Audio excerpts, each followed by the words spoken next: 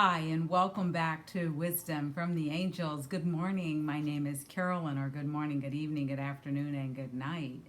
Hi, my name is Carolyn again, and welcome, welcome, welcome. If you're new to the channel, oh my goodness, welcome. I'm so glad you found us.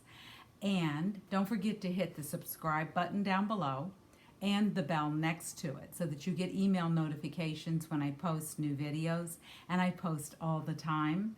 And if you are returning, welcome back. I'm so glad that you came back and so appreciative of you spending your time with me.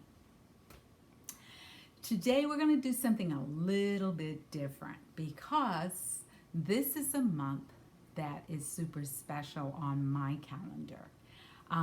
This is Black History Month. And Black History Month is a time where we honor people who have contributed to Black history. An important month. This holiday began by one of my husband's ancestors, Carter G. Woodson. And it has a significant presence. Why? Because it reminds us of the inventions that were created by the ingenious and creative minds of Black inventors. Oftentimes in history, at least when I was going to school way back when, and it was after the dinosaurs were using rocks and tablets, they didn't talk about Black people and the contributions that they'd made to the world, not just to America. We were buried. I learned at home. And, oftentimes, someone said, my daughter said to me the other day, she said, oftentimes people send their kids to school expecting teachers to teach them everything. And that doesn't happen because they must adhere to a curriculum. And the curriculum doesn't always include all contributions from different cultures. So because I am an African American woman, I am going to, every Thursday throughout the month of February, highlight inventions and things that have improved our lives that you may not know about that came about because of Black inventors. And so we're going to talk about that, and I'm going to pull a card. And we're going to have these kinds of readings for the month of February. Excuse me. I'm going to start out today with inventions by Black or African American is another term that is used, women. And of course I'm going to start with women. I am a woman, okay? So I came up with a list. And, a lot of us know about Madam C.J. Walker and her contributions to the beauty industry. There is a movie with her on, and it is an absolutely beautiful movie. So if you haven't seen it, get a chance and Google it and get a chance to look at it. I thoroughly have enjoyed it. We also have Dr. Shirley Jackson to thank for call waiting and caller ID. Isn't that wonderful? So that we know who's calling us and we know who's on hold. We also have Alice H. Parker. She came up with the idea for the heater. We have Sarah Goode. She was the first African American to file a patent for space-saving furniture, similar to the Murphy bed and the roll-top desk. So if you're familiar with those two things, you know that they do save space, especially in homes where space may be limited. We also can thank Marie Van Brittan Brown for the closed-circuit television security system. She came up with this when she and her husband noticed that there were a lot of crimes in their community, and I believe it was New York City. And the police were very slow to respond at that time in history. We also have Lydia Newman to thank for coming up and designing a hairbrush that had separate bristles and could be taken apart and cleaned easily. So that was something that was very new. We have Bridget Biddy Mason, who contributed to the design of downtown LA. She was a former slave whose slave owner brought her all of his family and slaves to the state of California, where she found out it was illegal to own slaves. She petitioned and became free. And with her freedom, she also had saved money and bought land in downtown LA. I forgot how many acres, but it was a significant amount. And for $250. And she started to build homes on that land. So that started to help shape downtown LA. And they even have a holiday for her. I believe it's in the month of November. Mary Beatrice Davidson designed a better menstrual pad. So that's who we can thank, ladies, for that. And we have Patricia Bath, who designed, she was an ophthalmologist, she was a doctor, she was an ophthalmologist, and she designed a device so that cataracts could be removed in a safer way. And she also came up with the idea of opening eye clinics for people who lived in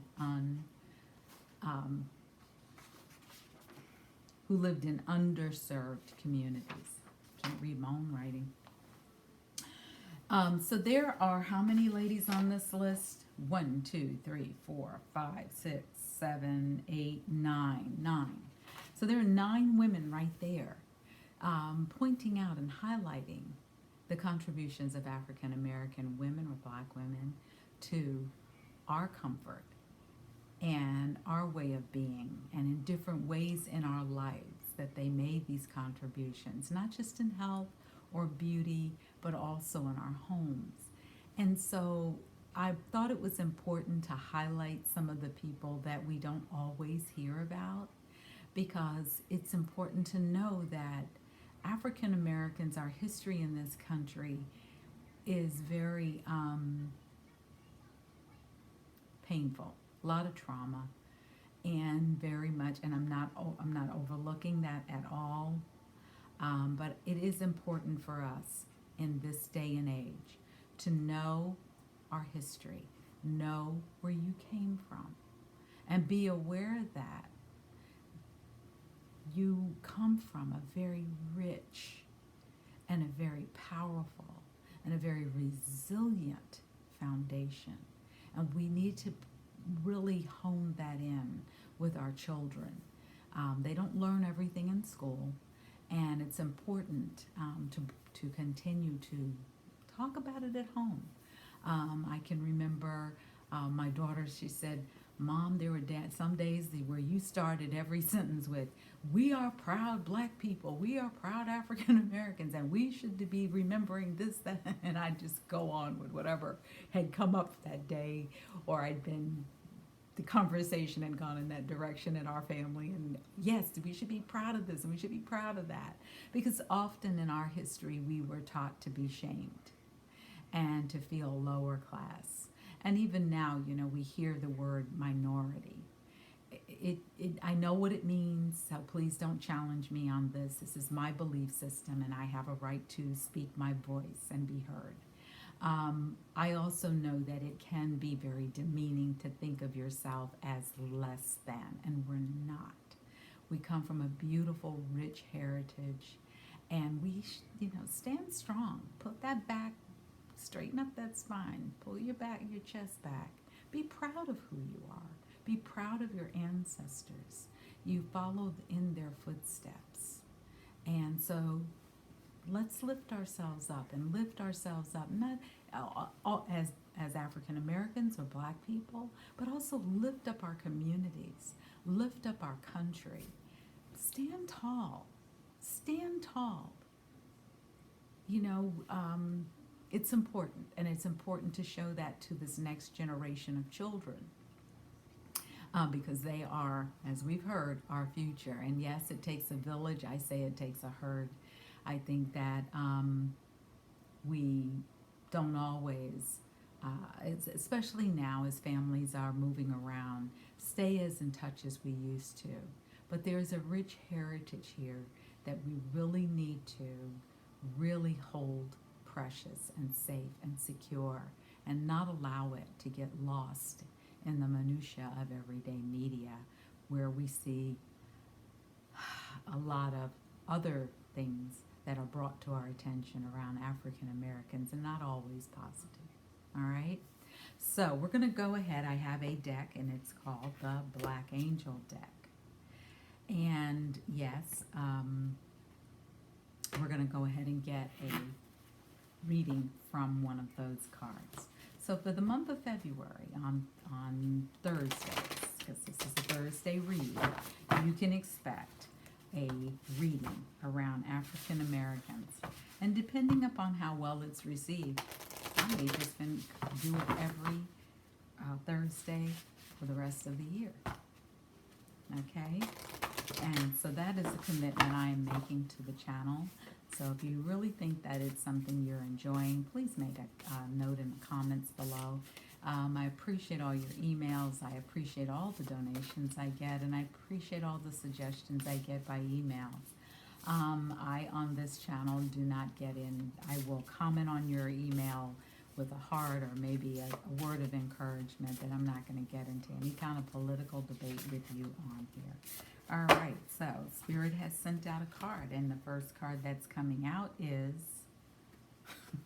which is funny, the Reader. These are beautiful cards. Look at the color on them and the imagination. It was done by Zenzu Earthly Manual, okay? And it was a deck I've had for quite a while. It is an oracle deck. And on the back, let me grab my glasses. It says the Black Angel card deck serves as a way to inspire and affirm and to assess our own intuitive nature and guide us to unfolding the true essence of our lives. A black angel is the essence, a symbol of clear seeing into the mystery of our lives. So I'm not going to read everything that's here. But it is a deck that's used by coaches and psychotherapists, and it is one of real insight. And as we look here, where's my wand? Okay, as we look here, we see the third eye. And our third eye is associated with our intuition. And we also see this figure pointing toward the brain, to use our brain, to use our intuition. Notice her eyes are closed. That also means that she is listening to that still voice within. Okay? Now we're going to see what the book says about it. And it is the Reader. And they don't have an order, so I'm hoping they're in alphabetical order. Oh, they are. Yes, I thought they were. But you know, when you work with something so long, you kind of forget. So here's what the Reader is. If you look at this picture is someone who is extremely insightful. I see someone who's extremely confident. I see someone who really stands in her own power. And that is important, and it is important for us to really understand that we have the ability to really look within for the answers. We may not always have them present at the moment. We may not always know what is the best direction to go. But we can get that answer to what to do when there's an important decision to be made. Go within. Go within. See what is felt. Sit with it. You don't have to sit with it for days and days on end. I promise you, the first answer that comes to you is your higher self talking to you. Now, before you decide to take action, how will you respond? Not react. Notice I didn't say react. How can you respond in the most empowering way? In a way that it supports you and your lifestyle. How can you respond? Okay? Now let's get into see what the book says about this, because I know as a reader myself, and I've been doing this for a while. I started back in college in the 70s with the tarot, and I really didn't talk about it. It just wasn't a conversation I was having. It was considered to be woo, and it was considered to be hippy dippy-ish. Some people even said, "Oh, you're one of those people." I heard, "Oh, you're doing witchcraft now," and there's nothing wrong with witchcraft. You'd be surprised what witchcraft really can mean. And different people have different views about it, but it's very powerful. And that's, unless you're familiar with an art like witchcraft, like reading, it isn't something to be taken lightly. Taking a course on a Saturday and then proclaiming yourself an expert on Monday goes against all of the ethics as well as the energy around that particular learning tool or divination tool. And that's what readers are doing. They are reading the cards. They're reading, they may even read tea leaves. They may read how candles. They may read, they may look at words after you've scripted something. They may read dreams. Astrology is a divination tool. Numerology is another one. They use different tools to help bring forth the message that is needed at that time. And the message can be inspiring, it can be encouraging, it can lift someone up. Okay? If you ever want a one-on-one reading, send me an email. I'm always available for 30-minute readings, an hour reading. We really get into it. It's much deeper than what we do here on the channel, and it is also a much richer reading. The reason being, it's for you. I am going to announce next week a special for the month of February. We can do one-on-one. We can do where I do the reading and send you a video of it. I'm going to make that decision over the weekend because I'm going to be working up on the channel and bringing new things to the channel because it has been suggested that I branch off and do Vimeo or Patreon. So I'm going to be thinking about those things this weekend. But right now, the reading is about the reader, the card that came out. Your knowledge is based on what your physical eyes see first, and then your intuition joins in. Unlike the seer who does not use the physical eye to see within, on the waking path, you thrive on what you see, taste, touch, hear, and smell and see, and your intuition. You are connected to all of your physical senses, placing your sensory perception on high frequency. You live in the realm of knowing and believe strongly that your knowledge is to be delivered. You are a messenger. As reader, you are always in the moment. You read best what's present in someone's life today. Sometimes you get glimpses of the future, which you share with caution. You have a good sense of everyone and everything. You affirm what people already know of themselves, but they still need affirmation. And they want affirmation from you because you can read it so well. On the sleeping path, because remember, we have two sides to us. We have the knowing path and we have the shadow path. So on the sleeping path, which I would say some of us are still on, your certainty can feel very fixed and unsettling to others. People may ask for information from you and get upset because your confirmation is of their greatest fears and disappointments. However, as a reader, you may feel that you are simply sharing what you see. People may not always understand. So it's important, especially as a reader, to make sure that when I'm doing a reading that I am really bringing forth what is meant for that reader. And I will check in periodically throughout the read with Spirit to ask, is this a reading for me or is this some for the person that I'm reading for?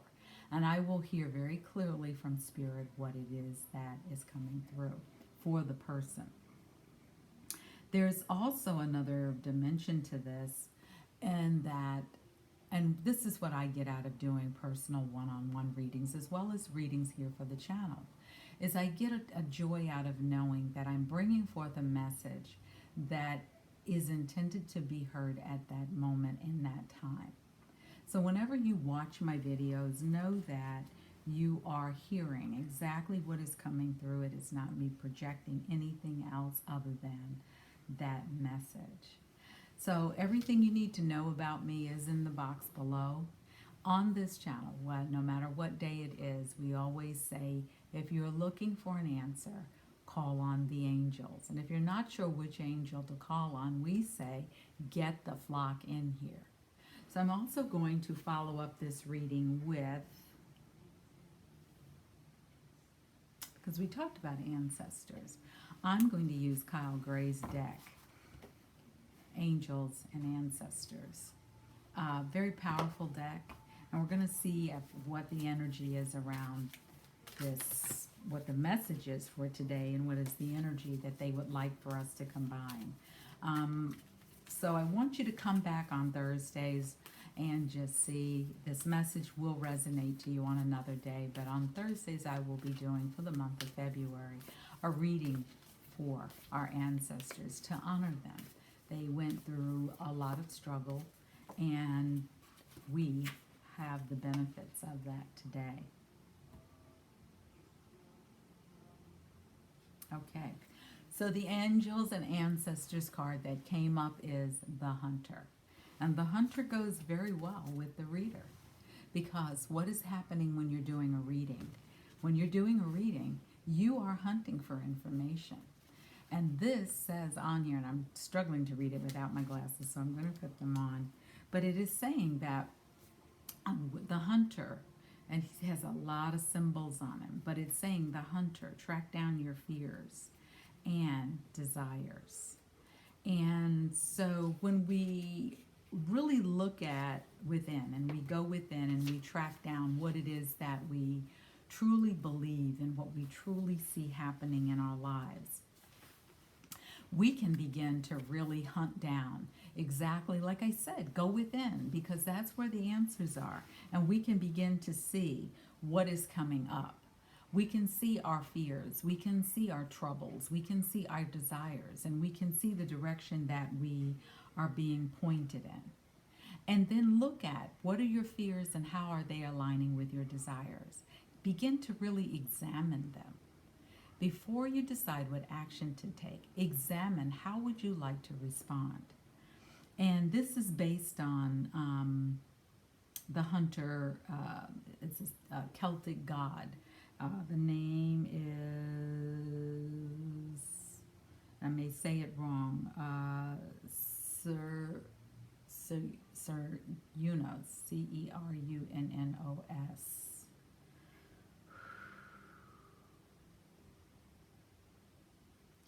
And he represented the hunter. And when hunters are out in the wild and they're looking, they're using all of their senses, especially their intuition. They're looking for what it is that they came to capture. And this hunter looks fierce. I mean, look at the headdress that he has on with the antlers and the horns. And it is absolutely beautiful. I mean, look at his staff. And the staff has the head of a animal on top of it. Actually, it's a bow. He hunts with a bow and arrow. And just start to go within. Start to look within. Start to see. Okay, what I'm getting is, instead of allowing your fears to drive your life, start looking at your desires. Start looking at what it is the best outcome that you would want for a situation and for yourself. Start to really examine, go within, and really start to hone in on what is the message that you truly desire. That is what happens when you're having a reading. And a good reader is going to tell you exactly what's showing up, good and bad. And oftentimes in the readings that I do, when something comes up, I look for an answer or a solution to could be the best outcome. And I say could be because here's the deal. no matter what the cards say, no matter what reading you get. I don't care who you get it from. Tarot, ruin reading, Akashic record reading. Here's the deal. You still have power and you still can make a decision. Why? Because you were granted the gift of free will. Do not let anyone's word or reading sound larger than your own, and use your own free will to decide the best outcome. You have the information that's given through an angel card reading or an oracle reading or a tarot reading or a ruin reading. You have that information already there, and that's good to know. How are you going to use it so that you get the best out of it? What is the best outcome? What is the best solution? Those are two questions you can ask yourself until you get the response from within that feels right for you. Okay? All right, so that's the message for today. Don't forget to give me a thumbs up. Thank you so much for coming back to the channel, and come back tomorrow for another message from Wisdom from the Angels. And when you're not sure which angel to call on, here's what we do. Come on, yell it out with me. Angels, get the flock in here. And remember, the message for this week was, I rock, I rock, I rock, I rock, I rock, I rock, I rock. I rock, I rock, I rock, I rock, I rock, I rock, I rock.